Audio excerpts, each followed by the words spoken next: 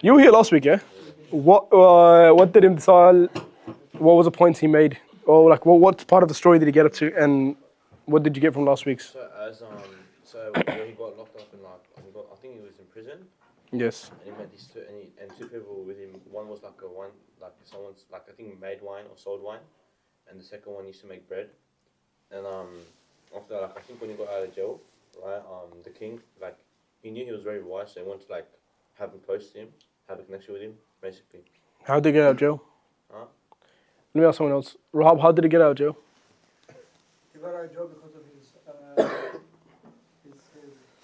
intuition and his interpretation of the dreams, and the king needed to. I had a dream about something, I forgot what it was, and he wanted to. Yusuf, can you remind us of the dream that the king had? So he saw 7 healthy cows, and he saw 7 like really skinny cows, and he saw 7 fields that were covered with like wheat and stuff, and 7 barren fields. Perfect. What does that dream interpret? 7 years of prosperity followed by 7 years of Okay. unprosperity. And what strategy did they develop after those 7 years? Let me ask Adan. Do you have any idea of Yusuf? You weren't here last week, but you should have an idea. What, they just stored like the extra food in the 70s prosperity? Spot on. So the last point I have in front of me. What do you have, Ted? Actually, one of the other reasons why he left the jail was that the king's... Wait. Yeah. One of the other reasons why he left the jail was that the king's wife admitted to being the one to actually try and seduce him, not him. So why or how did she come to the fact to admit that? Yeah, that's a good question. And this all, can you help and answer that question? How did Zuleika come to admitting that she was at wrong to put him to jail? So basically, Yusuf alayhi salam, when he interpreted the dream, the king called him out in front of him. And before that, Yusuf alayhi salam had told the servant that had came to basically ask what the dream meant.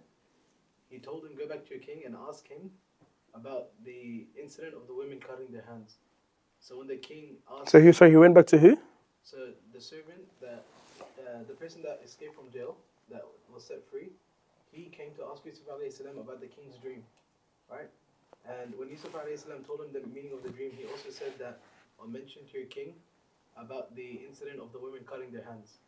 Right? After he mentioned that in front of the king And Zuleika. Yeah. Yeah. So the king asked the women in the palace, like, what is the story that Yusuf is talking about, right? And then she basically admitted that he is true and you have nothing against him, or nothing guilty against him, and indeed he is a truthful person. Then that's how she admitted it. Yeah, that's how she admitted it. Well, Hassan, were you here last week? You were here last week? Assalamu alaikum. So, and then I'm just going to go through last week's notes that he had done. Okay, there was also another point. There's 2 people who were in the prison with him. What were their crimes? Or what was their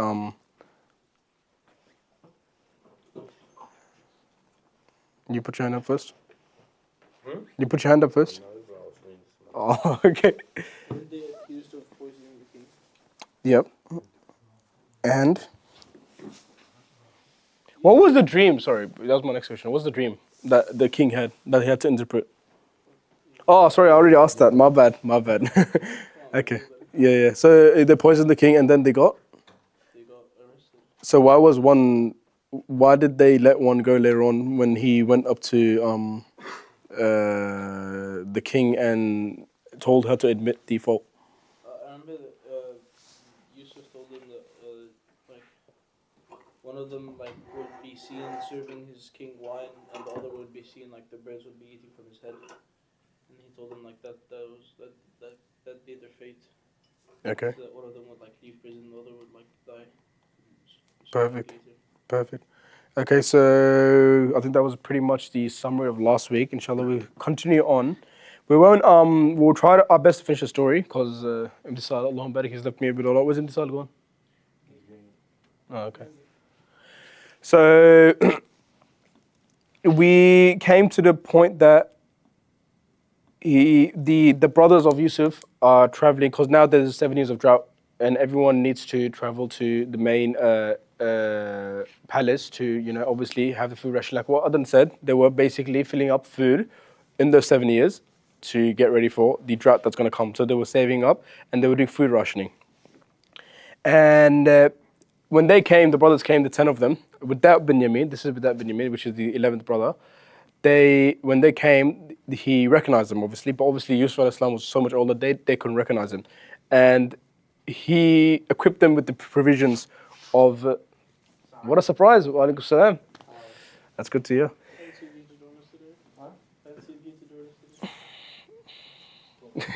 He's going through it. So when the brothers came over, Yusuf al-Islam recognized them. There's a camera, exactly. Were you here last week? Yeah. He was here? What do you remember from last week? No, I'm not going to ask you that question. I've already done that for everyone. So the brothers, they came over to get the food rationing, but the way it worked over there is if there were 10 people there, only 10 people get the ration. They won't get it for the rest of the people at home. And when he equipped them with the food ration, he actually asked them, do you have other people at home? And then he asked, like, bring your younger brother with you next time as well. And then he also gave, at that point, enough provisions for him and his brother and his father, Yaqub al-Islam. And then when he gave him that hospitality, he also got, what's it called? He got someone to give them the money they gave to them for the food they had to do. And then when they went back to the father, they had to obviously persuade him for bringing Binyamin. Because obviously what happened before with Yusuf al-Islam, taking him, they had to persuade him when we went down the well. And then Yaqub al-Islam, when he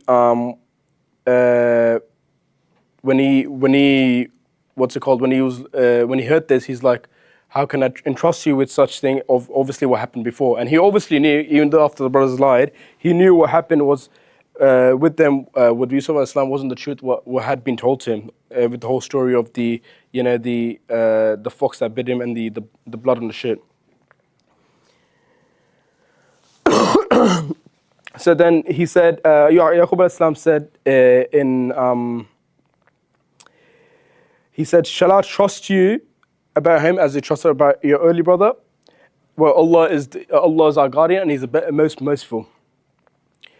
So when he said this, the brothers have come back, and when they opened the baggage, also found that the goods had been given back to them for the provision they had received. So he also then the brothers like to him, it's like, our father, what else could you want? We have received our goods back given to us, and we shall bring food to our family to protect our brother, and add a measure of one more camel, because they need one more camel to bring enough food ration, because the food rationing was done per the people coming. So Yaqub al-Islam, obviously, after the previous experience he's had, after previous experience he had, he's definitely, he's very scared. So he's like to him, I shall never send you Binyamin off with him unless if you guys give the pledge of Allah and that you bring him back, and unless you are overpowered by other circumstances, someone attacking on the road, someone kidnapping. And then Yaqub al-Islam said something very wise, and I want to question you guys on this. He said, when you guys enter the palace, enter from different gates. Now there's 11 of them. I want to ask you, why do you think Yaqub al-Islam gave this verdict of telling the brothers to go from different gates, enter from different gates? Hassan? So they don't get afflicted by the law. That's exactly the point. Because if you see what... Someone like 11 brothers. 11 brothers, 11 camels. Yeah. And he also said, obviously, what happened to you, bro?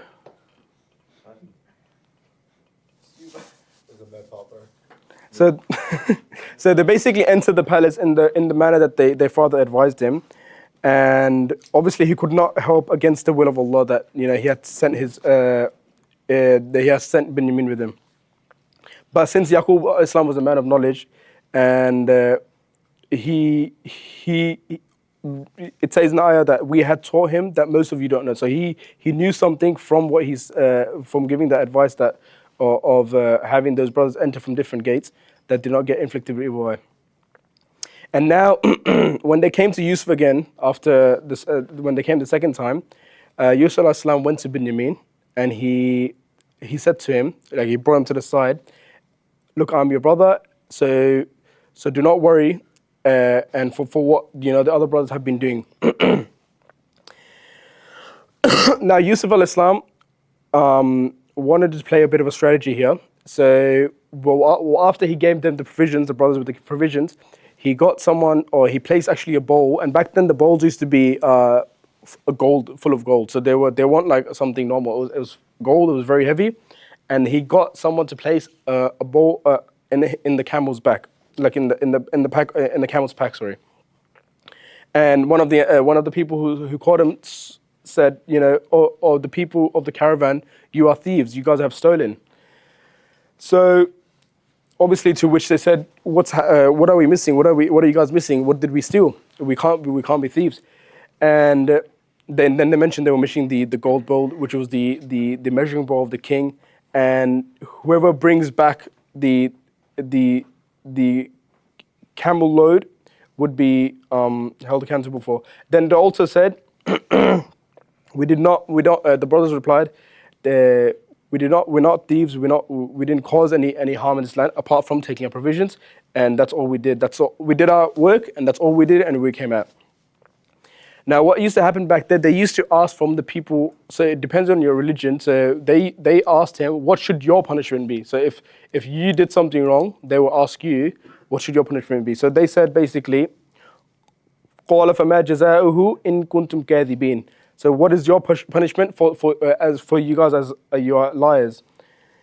And they said, the brothers replied, the punishment is the one who had the saddlebag, which is Binyamin. He had the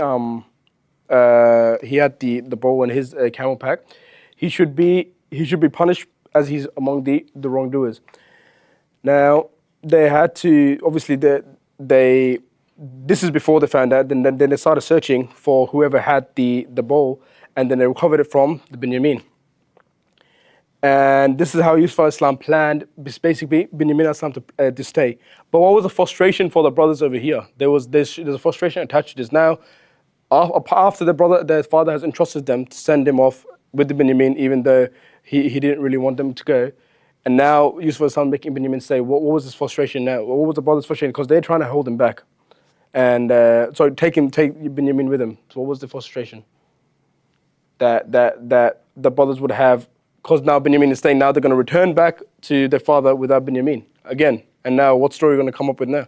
So what was their frustration at this point? Anyone? What was the brothers' frustration? Like now they're going to go back without Binyamin, repeating what happened many years ago with Yusuf alayhi salam. But that one,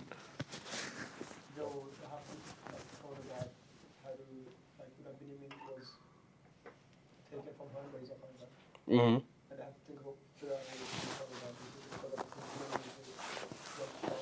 Yep. Yeah. So exactly that. So obviously the brothers were obviously now they were scared because now they're going to go back to Yaqub Islam without their brother after he had entrusted them with him, and now he's been held captive for obviously a crime that he didn't commit. But Yusuf Islam played that strategy to keep Binyamin with him. Now, when they found out, the brothers found out that Binyamin al-Islam stole, he stole, they said to him that it's not surprising that he committed this crime, because also his older brother was something like this. His Yusuf al-Islam, they were basically implying Yusuf al-Islam was also like this. And at that point, when he heard it, he was basically like Yusuf al-Islam in rage. He's like, what are you guys saying about me? Obviously they don't know that to him right now. But he kept that composure in him. Many of us, when something like that, it said we can lose our rage. So he kept that within him, and he said it within his heart. You guys are even in a worse in position. He basically says, قال أنتم شر مكانا والله أعلم ما تصفون. You are even a worse position. Allah knows best of what you guys are alleging me against. So obviously now they head back to the Yaqub Islam, and also now the what was Yaqub Islam was also very sad about obviously Binyamin Yusuf al Islam's over the years he was missing, and his eyes had become white. So because of so much crying, he had almost become blinded, and it came to a point where the people around him, obviously his sons and his daughter-in-laws, everyone around him, they used to get frustrated. Why is he still so sad about him? But he used to always reply. He used to reply with, "It's like I'm sad about. I'm not complaining to you guys. Whatever grief I have, I speak to Allah about it." So.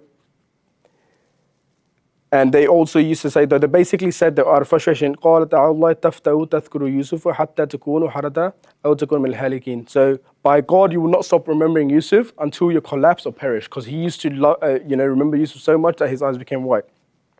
And he basically replied that I don't complain of my anguish and sorrow to anyone but Allah. I'm not complaining to you guys.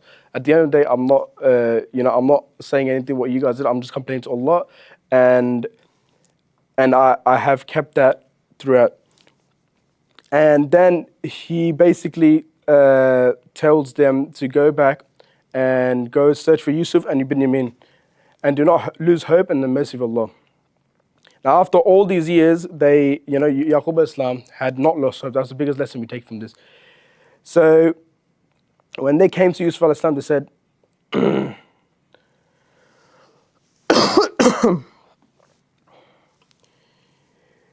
so they went to Yusuf al-Islam and they said,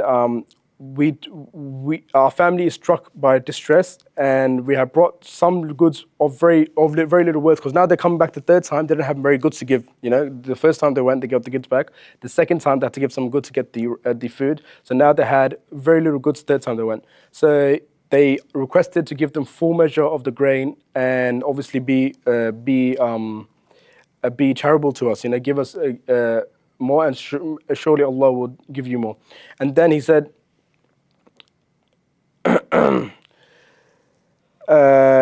do you know what you did to Yusuf and his brother when you were ignorant? And then they realized that, is it in fact that you are Yusuf? And he said, yes, I am Yusuf, and this is my brother Binyamin.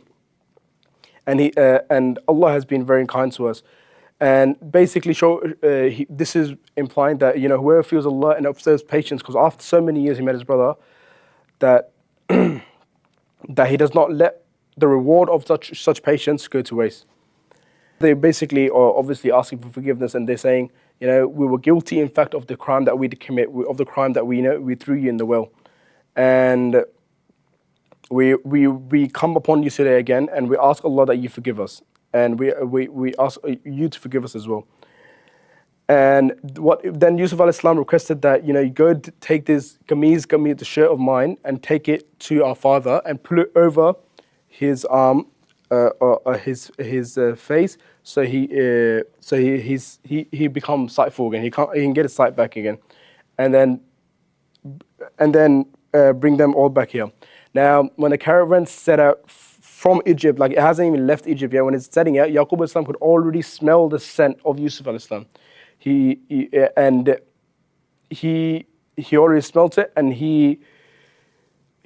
that's a faith that he had in it. So he basically said, قَالَ تَعَالَّهُ إِنَّكَ لَفِي ضَلَالٍ قَدِيمٍ. And then